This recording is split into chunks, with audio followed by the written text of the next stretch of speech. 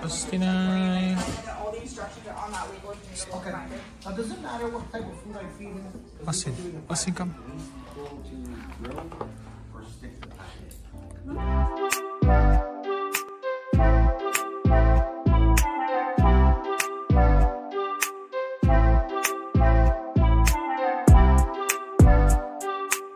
Guys, andito na tayo sa vet. May appointment si Austin ng 4:30. Kakwento natin kung ano yung nangyari. Tapos, tignan natin kung paano. Pero most likely, may nakain to eh. Kasi yung tae niya na kanina, medyo iba na. Siguro ano to, soft diet or something. Oh, hindi na mapakali ang mami. Oh, benta na natin ang CRB. Benta natin sa sakyan. Baka to. Bayad sa medicine mo, ha? Ito yung room, guys. So, dito imimit tayo ng doktor. Yan. Malit lang. Sit, Austin. Are you okay na? Austin, are you okay, Austin?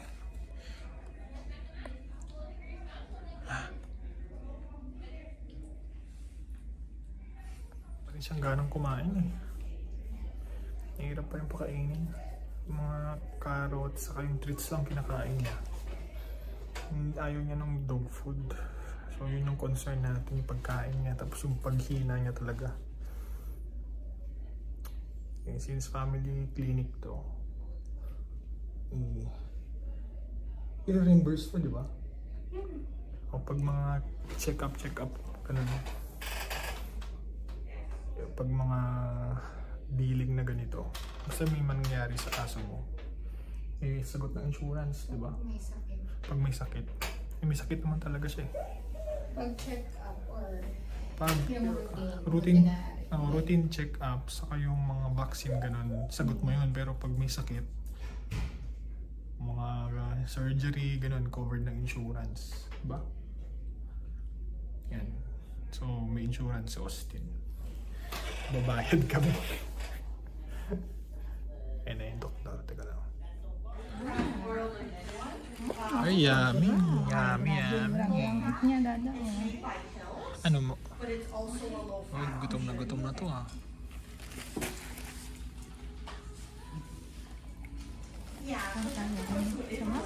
So guys, galing na tayo ng vet. Galing na tayo ng vet.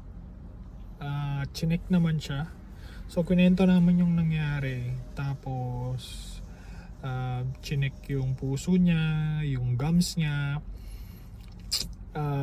yung tongue niya. Routine check up. Hindi naman dehydrated, hindi naman nakukulangan ng oxygen si Austin. Tapos parang kinakapa yung tiyan. Doon namin nakita na biglang hindi siya naging komportable. So yun yung sabi nung doktor. So ang sinuggest niya, i-observe muna in a couple of days kasi hindi sila nag-worry doon sa observation na lang kay Austin. Siguro normal na upset tummy, which is tinest naman lahat yung vitals niya, okay. Hindi sila nag-worry. So ang sinuggest sa amin, if gusto namin, dalawang bagay. Magkakaroon ng comprehensive test doon sa poop niya, which is nag-ready na kami kasi mayroon na kaming baon na poop kasi tumaya siya ng 130, diba? So pinulot ko yung solid na poop, binigay namin sa kanila. Gagawa nila ng comprehensive test yung poop niya. So tignan nila kung may virus, kung may bacteria, kung may parasite. Ako yung unang sumagot, sige, comprehensive, walang issue. Siyempre, gusto natin malaman lahat, diba? Tapos, since hindi siya kumakain ng kibbles, may sinuggest yung vet na nakainin niya. So, pakita ko ito. So, ito yung binigay nung, hindi naman binigay, binili namin guys. So, ito yung sinadjust nung vet na ipakain kay Austin, gastrointestinal.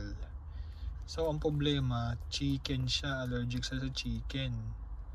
Kaso, hindi naman daw long term, so pwede lang. Tapos, bigyan daw namin ng prebiotic. Well, choice namin. So, feeling ko, hahaluan namin ng prebiotic to. Bumili kami ng ano yan. Ilan to? 6 na kan. Sinobrahan na namin. Siyempre may bayad yun guys. May bayad yung ano natin, yung check up natin.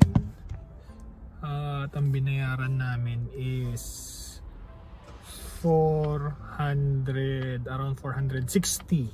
So ang nagpamahal talaga dun is yung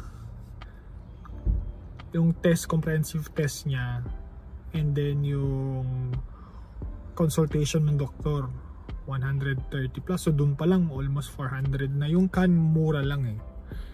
So yun yung dalawang nagpamahal. Pero kailangan talaga gumaling na si Austin kasi una sa lahat. Laki na ng gastos niya, 400 na naman mo. Although covered na insurance, hindi ko lang, guluhan ako sa computation ni Leslie dun sa insurance namin, pero meron kaming makukuha dun. Yun naman yung tingin kong sigurado. Pero gastos, diba? Mahal magkaroon ng aso. Pero yun nga, syempre si Austin tinuturing natin na anak. Sabi ko nga dun sa vet nung pinapapili kami nung test, sabi ko, go with the comprehensive, it is not an issue. Nagulat si Leslie kasi pagkabanggit niya palang go with the comprehensive test is not an issue. Sabi kong ganyan. Kasi siyempre kailangan natin, magpapatest ka na nga lang, di ba? Papatest ka na nga lang, basic pa. Eh di mag-comprehensive ka na para sigurado. So yun lang guys. Ayun na si Austin. Austin na! Austin na, say hi! Say hi Austin! Guys, sana gumaling na si Austin na.